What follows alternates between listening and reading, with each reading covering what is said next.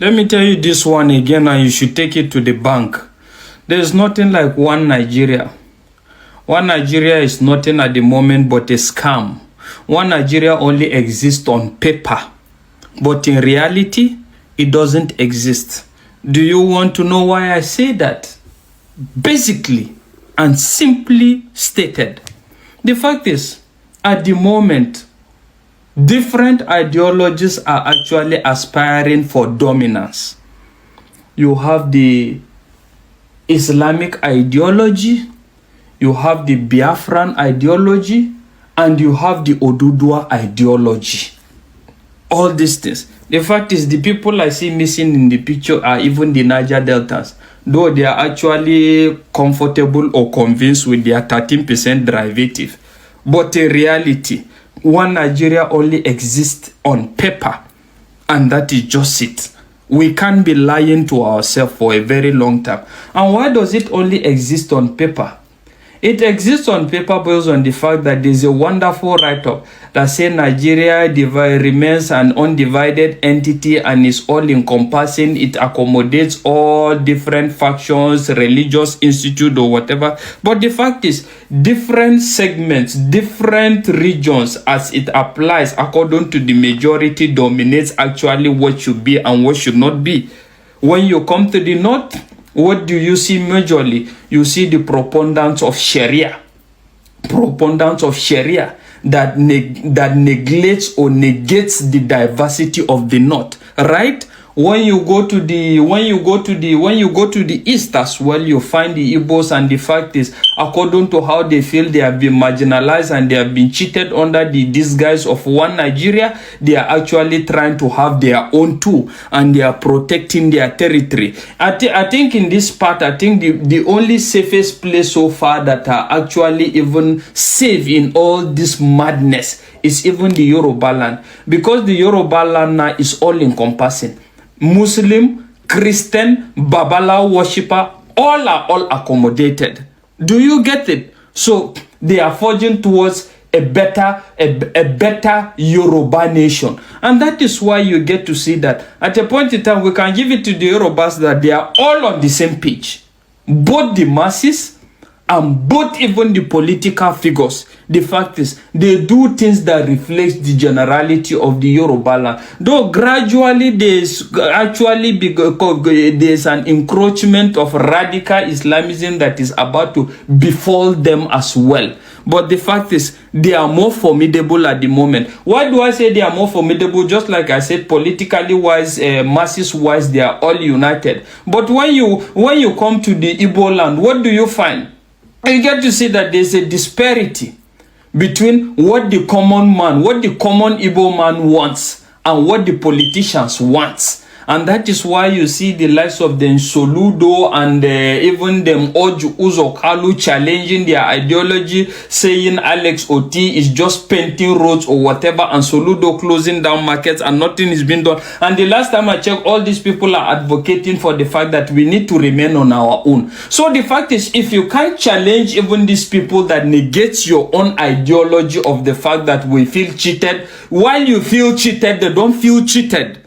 They feel that this Nigeria is all actually okay for them and is something to be reckoned with, the one Nigeria, right? So the fact is, when it comes to, I think that actually makes you even lose the concept of even coming to a national table to say that we feel cheated or marginalized. Because when the populace, when the masses are actually saying this is what we want, the politicians are saying another language, right? In the north, it's a different ball game entirely. What is eating the north basically is just religious ideologies, factional religious ideologies.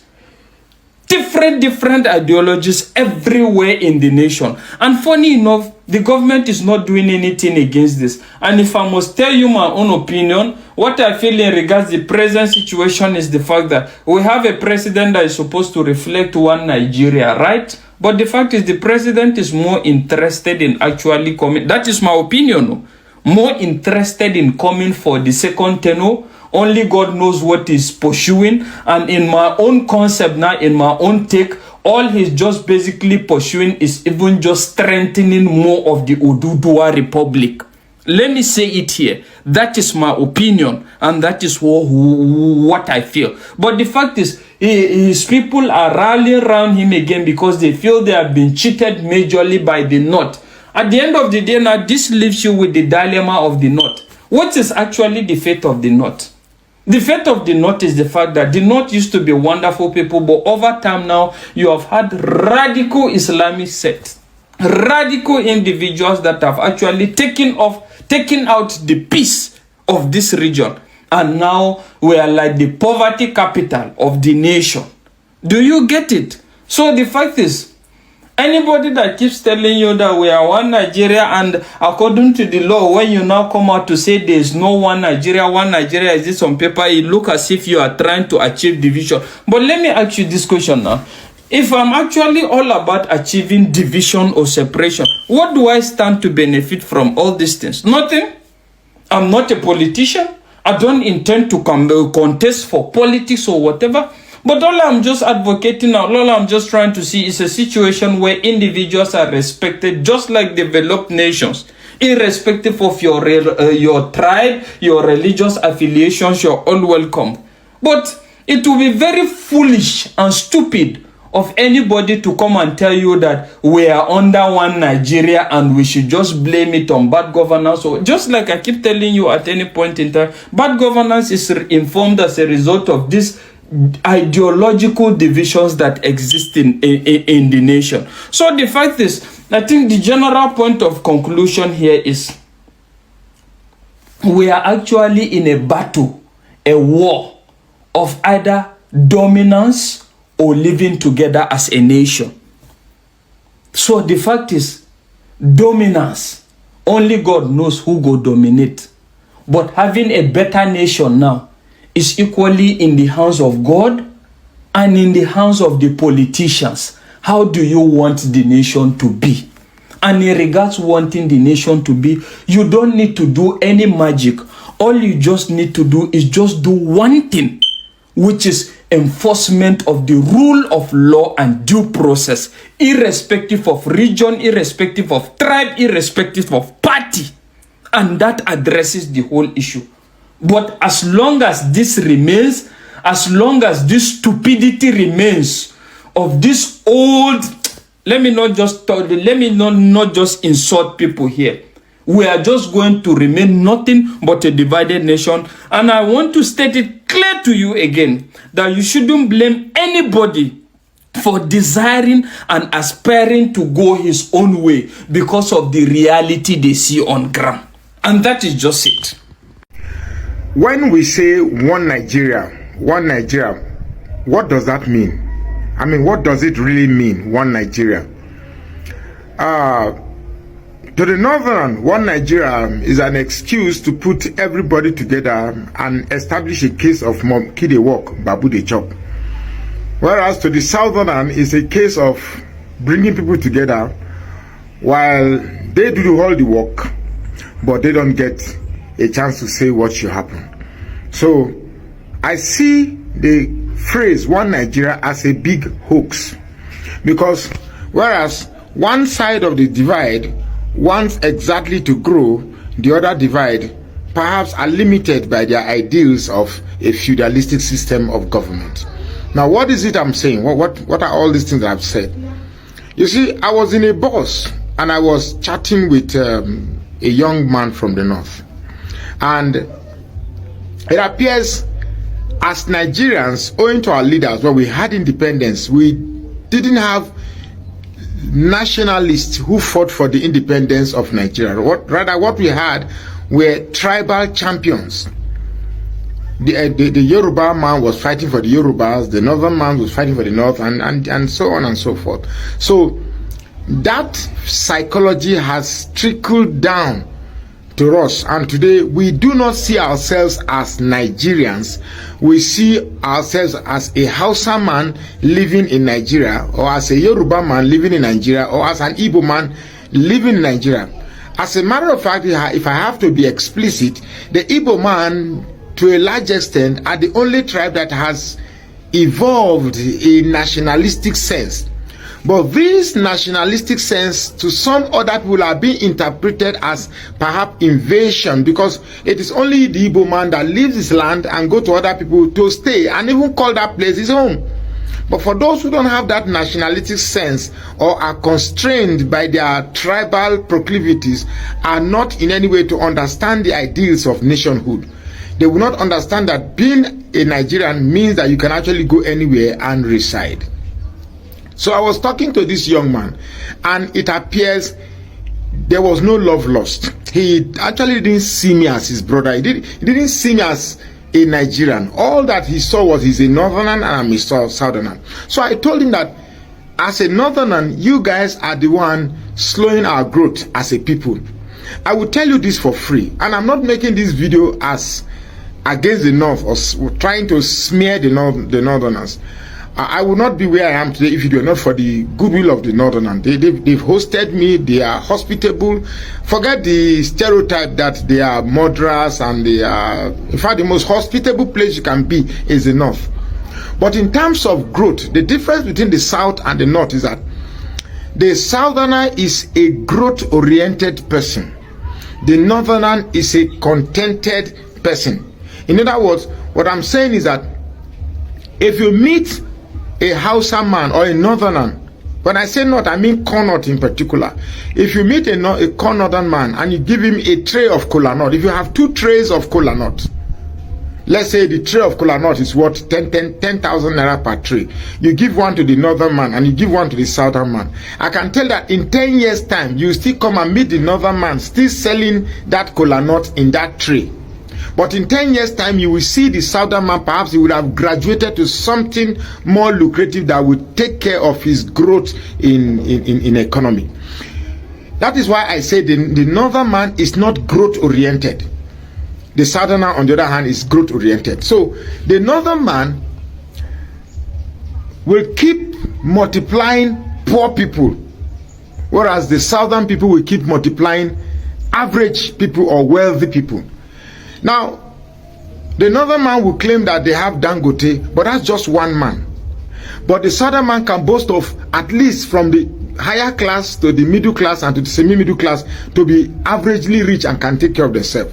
In other words, the number of poor people in the south is not as much as the number of poor people in the north. Why? Because the southern man is growth-oriented. The southern man is a class person. We try to move to the next level. Right from the day we give birth to our children, we're already indoctrinating them that they can be doctors, they can be governors, they can be president. You see, women will say that I have these children, you know which one will be president. You see, it's an orientation we've already instilled on these children. But the northern man, on the other hand, have different orientation for his own kids. As soon as he gives birth to the children, he begins to teach them about religion, about politics, about proliferating children because of elections and all of that. You get me? So they find the joy that the truth is that most northerners are afraid of the southerners. Yes, I said so. They are afraid because whatever they do to us, they see that we just live good. We live good. We are living good. So if fuel price today goes up as high as 1,000 per liter, the effect will not immediately reflect on the way we live. We'll still go to the bar and buy our bottle of beer. We'll still eat our plate of ishewu. That is how we are wired, because we are growth-oriented. We try to swim into the tide of hardship to still attain our class. The northern man, on the other hand, believes that anything that happens, no matter how dented it is the work of God. If he dies today and has an accident, it is the work of God. So nothing is attributed to his own doing, and therefore they don't strive to grow. They don't strive to be that person that grows. So what I'm trying to say here is, in the north, God is responsible for everything that befalls a man, owing to the religion they practice, Islam. In fact, the religion is first, everything else is next. That is why whatever outcome that events provides, it's God. So people on this side believe that If you are poor, it is God. If you are rich, it is God. It is only in this place you hear people admit that kasemu talakawani. In other words, you know that we are the poor ones. It is only in this part of this country you hear people say, Allah yabaka kabamu, that God should give to you so that you give to us. That is a mentality of not wanting to grow. That is a non-growth mentality for people to utter like that. I cannot tell my fellow Southerners, say, bros, may God give that you give me. I cannot pray that kind of prayer. Because the mentality that guides us out is that all of us can get it.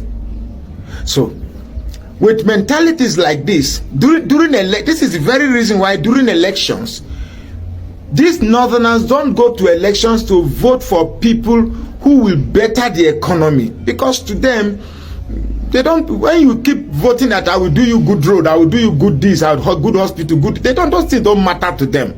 They really don't matter to them, because if they die today, it's Allah. If you don't die today, it's Allah. So it doesn't matter to them. So all they want to know is that Nigeria, say Malang, that Nigeria must be ruled by a Muslim. You can see how religion takes a dominant role in their ways of life. So if we say one Nigeria, what exactly does that mean? Because one side of the country wants to be Dubai, the other country wants to be the slums of Somalia. So what it's like putting stone and charcoal in a box and expecting action. Stone and charcoal have no relationship, and therefore if you put them in a box, there will not be anything. Nothing's going to come out. So the North and the South are like two agents put in a box and expecting development. We can't develop because we are two opposite retracting forces. We go to the polling unit to vote for who can liberate the economy. Some they go to the polling unit to vote for the Muslim that can rule this country. So if we say one Nigeria, what does that mean? One Nigeria with people that are fighting for tribal supremacy, tribal dominance, religious supremacy, religious dominance. One country member will kill another country member on account of difference in tribe, on account of difference in religion. We can never be one Nigeria until the North begin to change its ideal, until the North begin to embrace growth characteristics, growth virtues. Without this, we'll keep rolling in circles. Good day to our viewers all over the world, and welcome back to Local Journal. I think it's high time we stop deceiving ourselves about one Nigeria. There is nothing like one Nigeria, and it's just on paper. I think the one Nigeria we are currently in today is just for convenience and not because we actually love ourselves and we actually want to be one. The people who are forcing this one Nigeria on everyone are the rich class, the ruling class, who wants to control, who wants to continue ruling us forever, even when they know that this country is not working and we are not one. If probably maybe we are making effort to be one, to trash our differences and to reach a compromise, is a different thing. But this one, we are not even planning at all. Everyone is trying one way or the other to conquer the other, and in this instance there is nothing that will bring us to a consensus. There is no way we are going to reach a compromise and we'll reach a congruence where we'll start talking about our differences and making amends and making sure we become one Nigeria. So with the indices and everything that is happening now, I don't think one Nigeria will ever happen. That is just my opinion, but I hope something is done about this, because if nothing is done, then the country might even break even before the predictions we even having. That's the very year of prediction, or maybe the year so many people are even thinking this country will divide. The country might divide before that time, because the way things are going, it's no longer making any sense at all, and it seems it's very obvious that we are tired of one another and everyone wants to kind of go their separate ways. But I think that's going to be in the best interest of everybody, because when we go our separate ways, I believe everybody can manage their own resources and everybody can kind of be together with people who with the same homogeneous like mind and mentality. So in that instance, I believe there would strive and like do well than this whole thing like bundling everybody together and forcing one Nigeria and everybody making one particular region to be ruling, and while the others are just mere followers. It's no longer making any sense again, and I think it's in the best interest of everyone and every region for this country to divide, or probably maybe we'll go back to regional government. This is my opinion. Drop what you think about this in the comment section, and if today is your first time to visit our channel, please kindly like, share and subscribe to our channel.